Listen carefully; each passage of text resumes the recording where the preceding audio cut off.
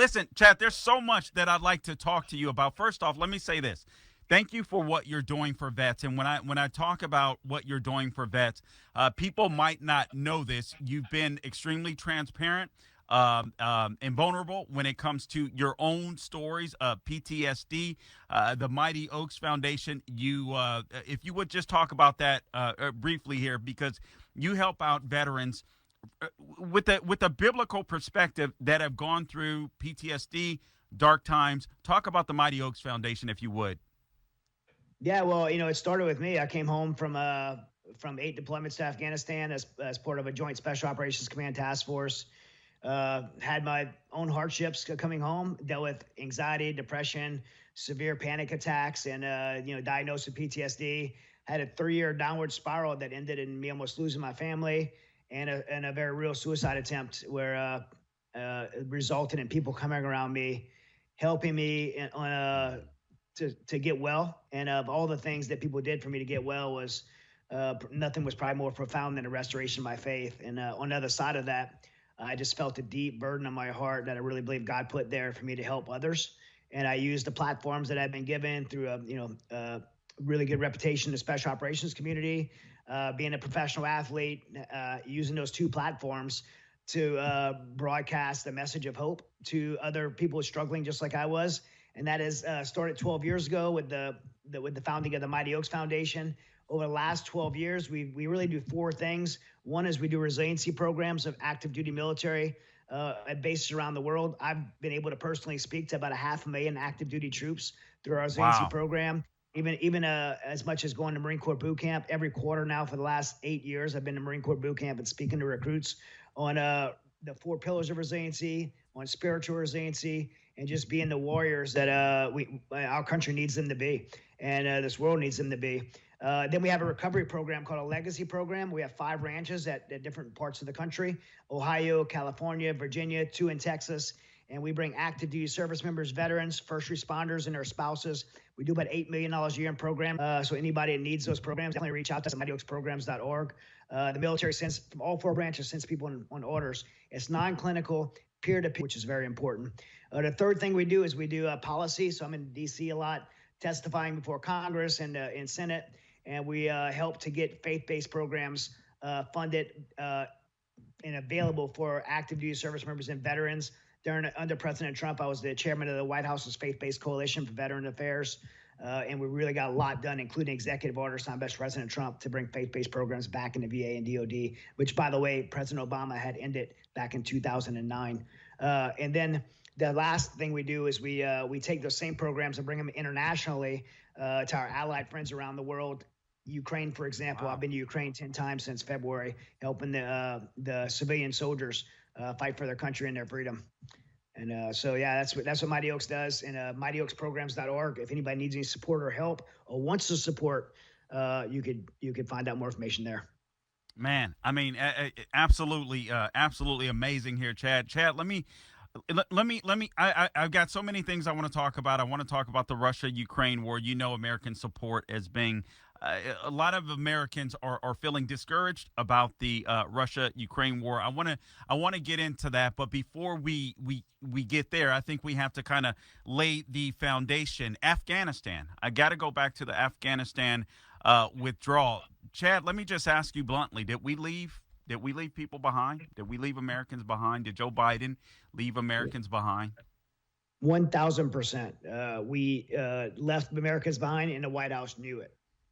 They left. They left. They said at the time, right prior to the final military leaving there, they said there was 16,000 Americans was their guesstimation. Which, by the way, the State Department does not collect or know how many people or Americans are anywhere, because it's up to the American citizen to report to the State Department if they're traveling. No one does. I don't.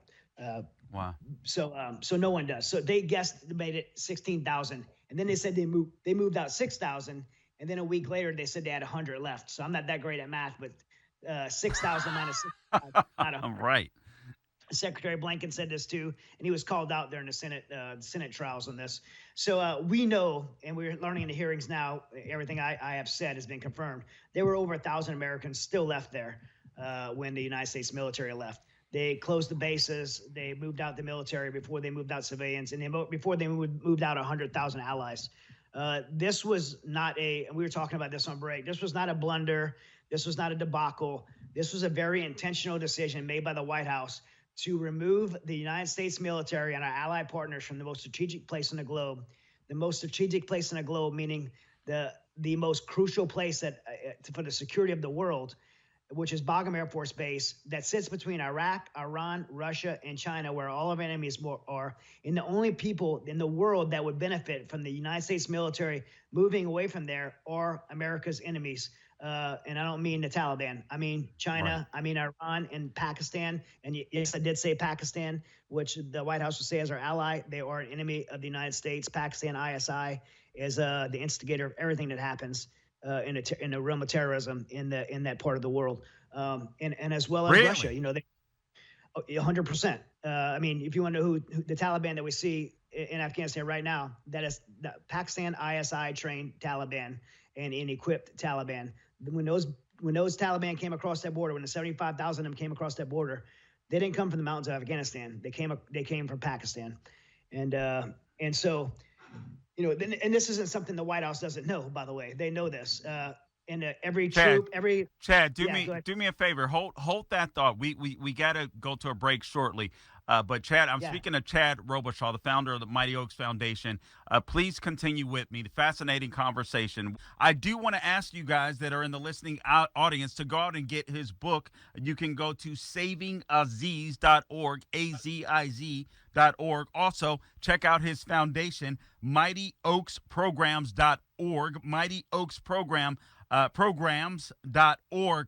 Now, we're talking about Pakistan here, Chad, and before we go, I want to make sure we have you wrap up on that, but I also want to get your take on what's happening in Russia, Ukraine, IRCG, Xi Jinping visiting Russia. This is absolutely insane. All right, so just if you would wrap up what you were talking about as far as Pakistan and the ISI.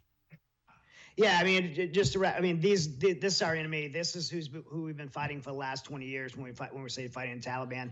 And the truth is, we didn't negotiate with our allies. We didn't negotiate with the Afghan government. We spent 20 years in place. The only people we talked to, when I say we, the White House talked to, was the Taliban, our enemy of 20 years. And we left Afghanistan without the consensus of the rest of the world. And we had 2,500 troops there. We have 2,500 troops in 20 places I can name around the world. We still have 50,000 troops in Japan and 40,000 in Germany and 35,000 in South Korea. This is not how the United States strategically leaves places, and it created a catastrophe and left Americans behind, cost American lives, left 100,000 Afghan allies behind, and left 40 million vulnerable Afghans, including 20 million women and little girls that be raped and for the rest of their life because of this. And so it's a complete tragedy. And the world is watching. Our enemies are watching, which leads us into why Putin invaded Ukraine, because of the weakness in our White House, and he postured on the border with 100,000 troops. Right. Joe Biden flinched, moved our U.S. troops out of Ukraine, moved our embassy out of Ukraine. The rest of the NATO partners followed and gave a green light for Putin to come in, and now we're sending $113+ billion to Ukraine. None of that money's making it to help those people. It's a complete catastrophe. It's only emboldening Putin to continue doing what he's doing, and it's disincentivizing people like Zelensky, who are getting all this money and will never end this war. Because why? They're making billions of dollars off of it, including corrupt politicians in the United States. Okay, this is he's bringing it.